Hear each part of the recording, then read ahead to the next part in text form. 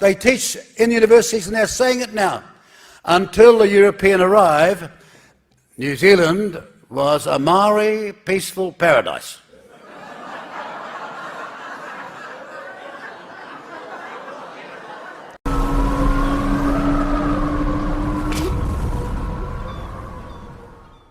Abuse in Care Report. Royal Commission of Inquiry. Abundant racist bias. Beware abuse. But not the abuse you might be thinking of.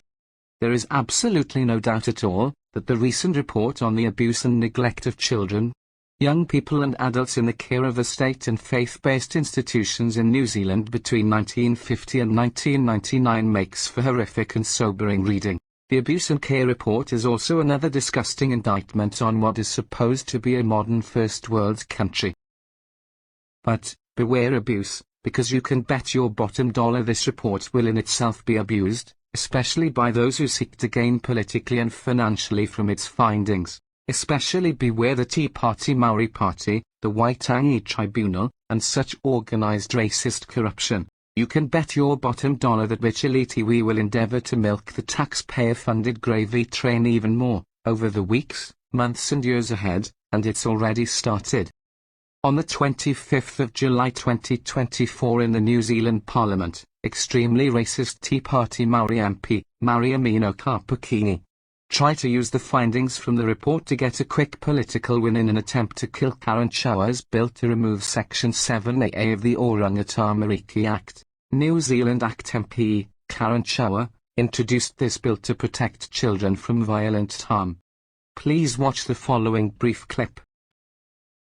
Does she agree with report's findings that depriving tamariki Māori of their hakapapa was a significant source of harm and trauma, which has, quote, led to much larger social problems such as declining health, higher rates of incarceration, family harm, unemployment, homelessness, mental distress and substance harm, and reduced educational opportunities? How then does she reconcile the repeal of Section 7AA from the Orangatamariki Act with the recommendations of this report, for example, Recommendation 39, on the need to empower whānau, hapu, iwi and Māori to care for our tamariki in accordance with our tikanga, or Recommendation 126, which calls on the state to give effect to te tiriti o Waitangi by allowing tangata whenua to design our own solutions in state care.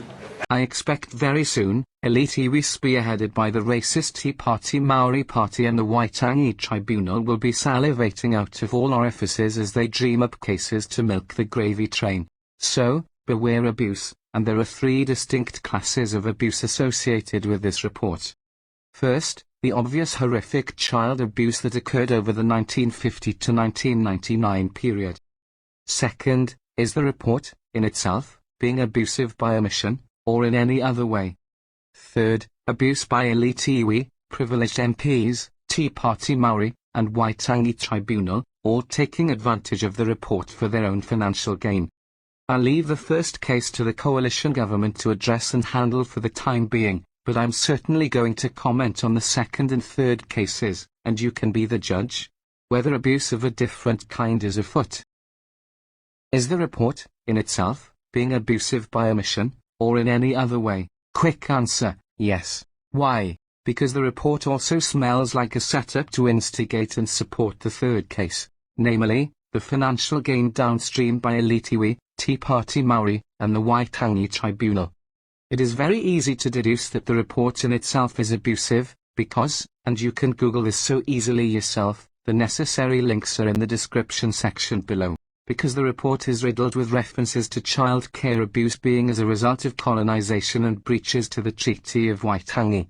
Yet totally omits to discuss or specify what child care was like prior to these events. That neglect simply equates to racist bias and dishonesty by omission, and makes the Abuse in Care report's honesty and its purpose very questionable indeed. Here's an example of some racist bias scattered throughout the Abuse in Care report.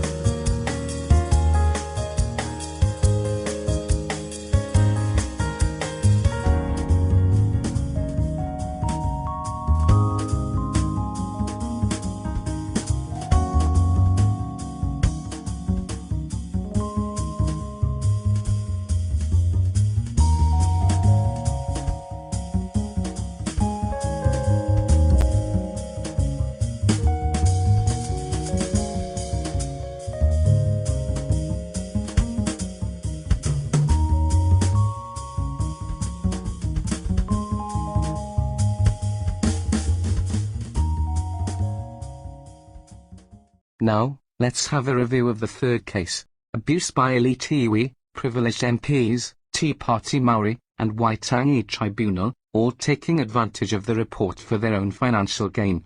The following clips highlight what the Abuse in Care report neglected to discuss regarding child care before the treaty and colonization. How the Maoris would attack other tribes is by traveling to enemy settlements quietly or pretending they were out on a hunting expedition. Once they got close, they would attack, often at dawn. All the men were killed because this eliminated the chance that any tribesman could come back and seek revenge. The women were also taken as a prize of war. If I look at the history of my people, not once were warriors, once were gardeners, once were fishermen.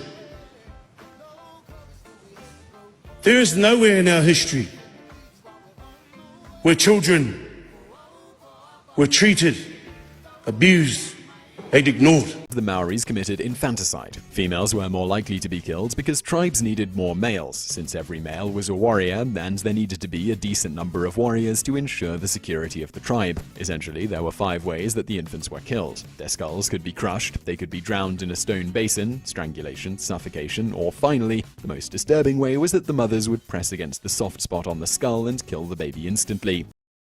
Before the treaty and colonization, cannibalism brutalized both sexes. Take the instance of 2 young girls who had been killed at the Bay of Islands and cooked for utu in war. They were killed by their own sex, women killing the girls and men eating them. The early days for a native child in New Zealand could be perilous and painful. The infant's nose was flattened, and the knee joints were rubbed down in order to reduce the inner part to make them look attractive. The nurse placed the child with its face downwards on her lap, and then the legs and knees were rubbed down, with much squeezing of the inner knee. This process was repeated daily, for many weeks. Female children had the first joint of their thumbs bent outwards, so they might be better able in the afterlife to scrape, weave and plait the flax leaf. While very young, the lobes of their ears were pierced with a sharp pointed stone for the sake of wearing ornaments. The might is right concept was drummed into children at an early age, making them savage before adulthood. There is no way our people were abusers. No way. No way. When people say, oh, you're a warrior race and then you just went around killing each other, no, that's not right. And that's their perspective on making themselves feel validated for the way they are. And the way they think. So they project the way they think on us. Rawiri Waititi, who is killing the Maori kids. Rawiri Waititi, co-leader of Te Pati Maori, has suggested that before the colonizers arrived a few hundred years ago, New Zealand was a Maori peaceful paradise. Rawiri Waititi has also suggested that Maori were not warriors, they were gardeners and fishermen, and in no way did Maori harm their children. Fact, New Zealand's horror child abuse statistics. One of New Zealand's most significant social problems is horrific Maori child abuse. Maori are shockingly overrepresented in the child abuse statistics. Young Maori children are twice as likely as other groups to be subjected to child abuse, and over half of the children killed through maltreatment in New Zealand are Maori. Please watch the following video clip for some eye-opening, deeply disturbing and upsetting clarification. Hopefully, Rawiri Waititi will also watch, listen, and learn something useful and truthful for a change.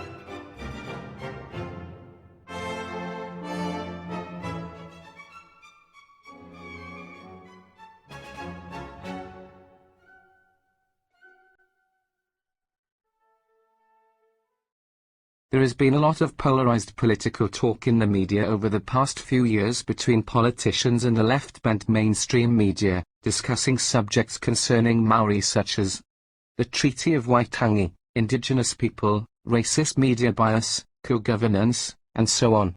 The ex-Prime Minister of New Zealand, Sir Robert Stout, is likely to be far more accurate than the far-left woke politicians and media of today with their divisive agendas. Sir Robert Stout was Prime Minister of New Zealand from 1884 to 1887, and Chief Justice of New Zealand from 1899 to 1926. Sir Robert's collection of early New Zealand is likely to be a far more accurate account of Maori history than what is presented today by politicians, Maori descendants, and the media well over 120 years later. Today's Maori history is much like Chinese whispers, with the truth being distorted more and more as it passes from person to person, and from organization to organization. Who do you think is right? They teach in universities, and they're saying it now. Until the European arrived, New Zealand was a Maori peaceful paradise.